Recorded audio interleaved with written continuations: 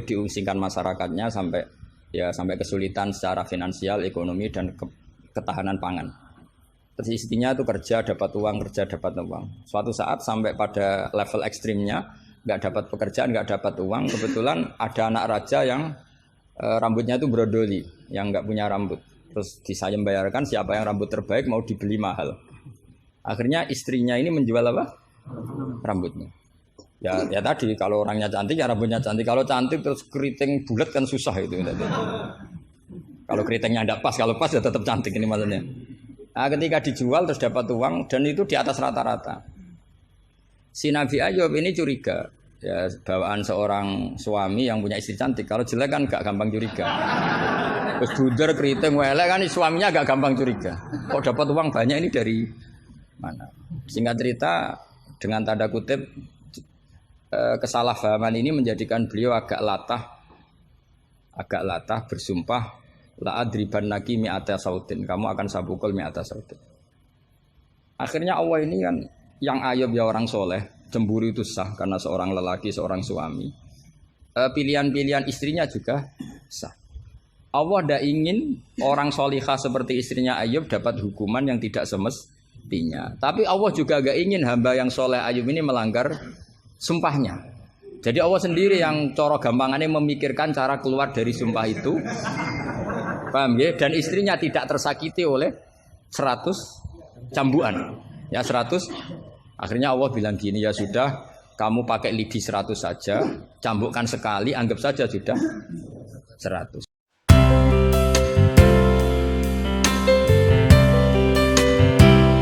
Begini ya, kitab Syajaratul Ma'arif tadi kutipan Anda tak luruskan, itu tagnya di Syajaratul Ma'arif saya hafal, judulnya itu la yutrakul haqqu li ahdilil batil, ya enggak?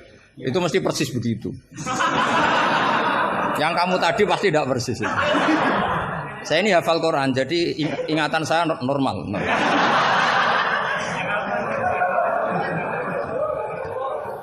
Terus berhalanya namanya apa? Saya ingat kalau berhala yang di Safa dan Marwah, Isaf dan Nailah. Kamu oh enggak ingat. Enggak ingat apa dah? Gitu kok jadi guru.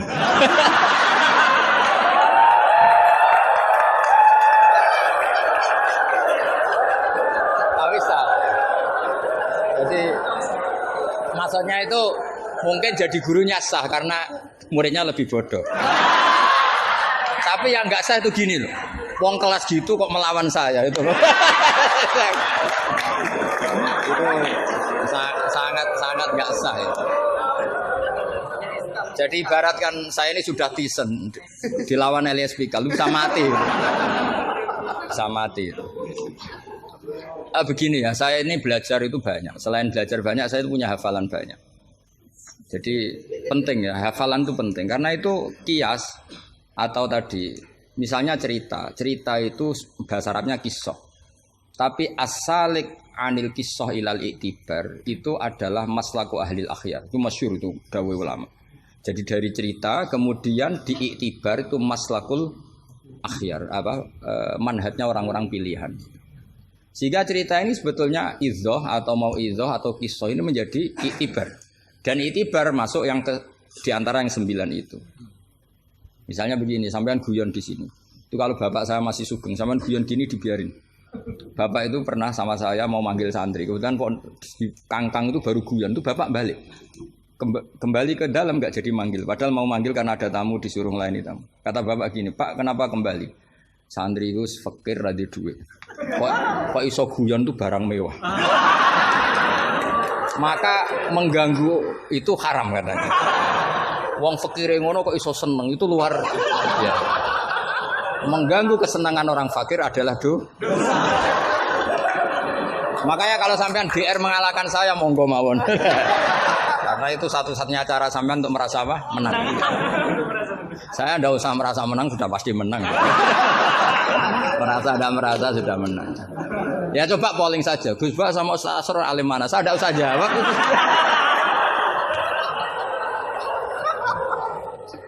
Saya tidak usah jawab, pasti menang saya. Bukan saya yang memenangkan, ya memang menang, memang. Buktinya gampang kan? Sampean ngundang saya apa ngundang Ustaz Asror?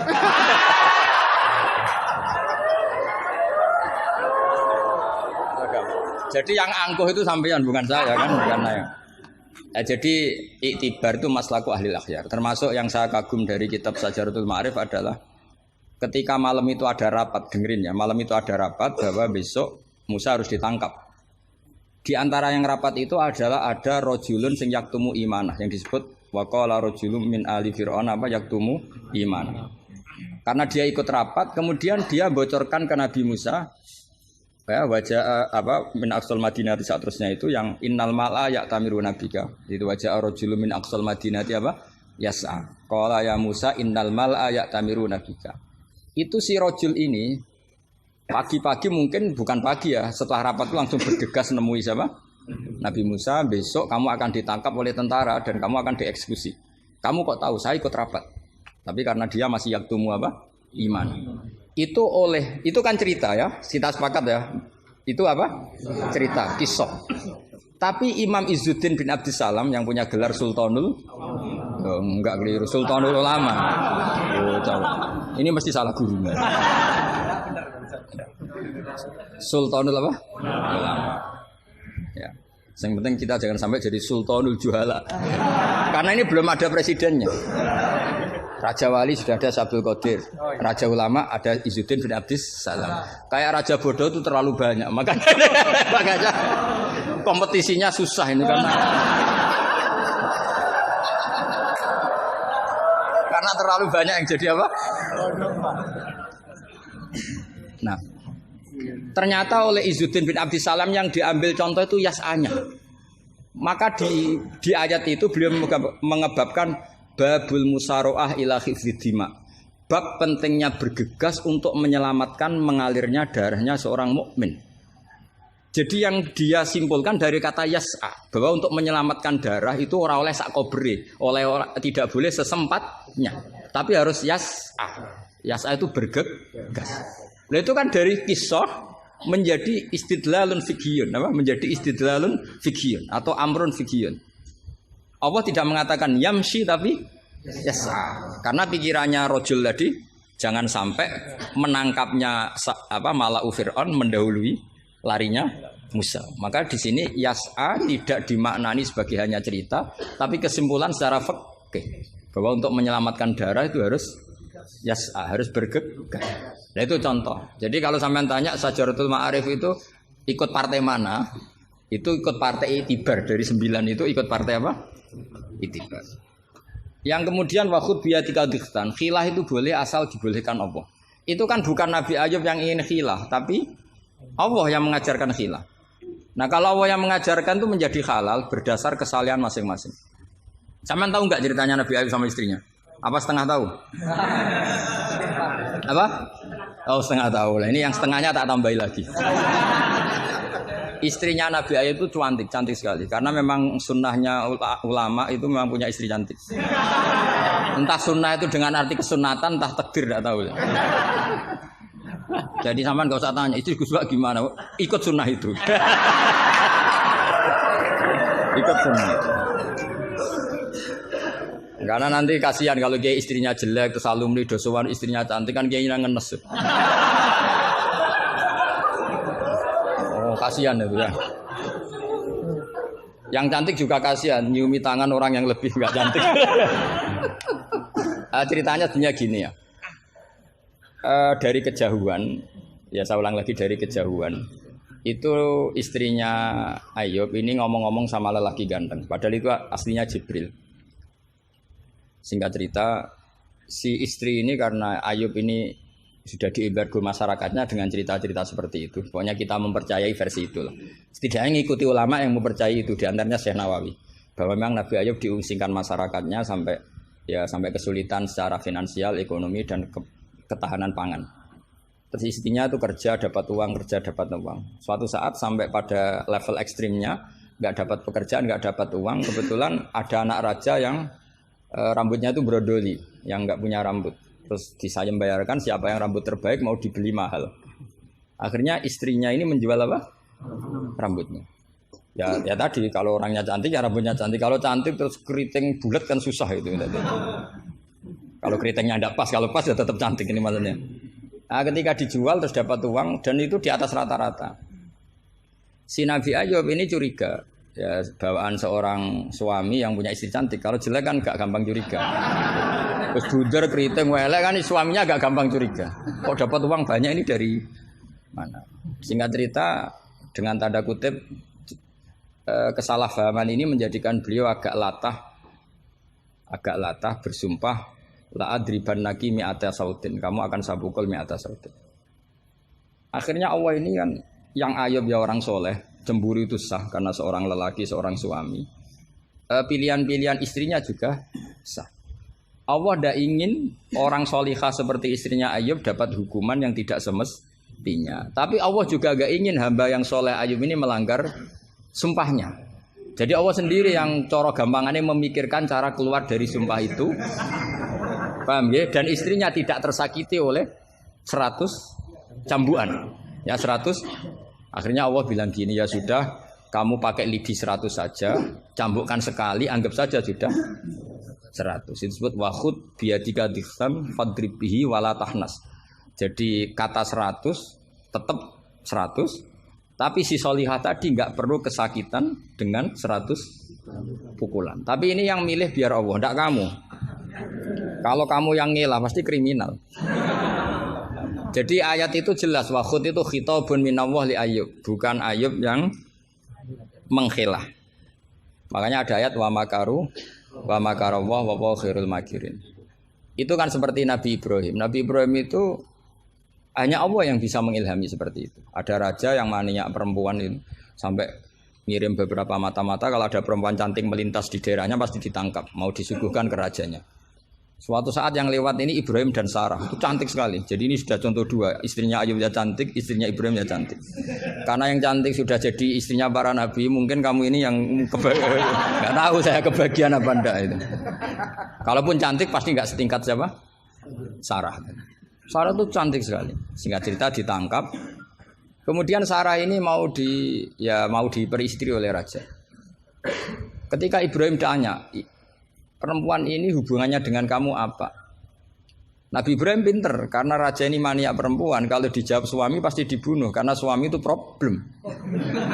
Ya bagi raja yang maniak perempuan ini kan suami itu problem. Tapi kalau saya jawab ukhti, ipar pasti dihormati. Karena kalau dijawab ukhti kan iparnya orang cantik.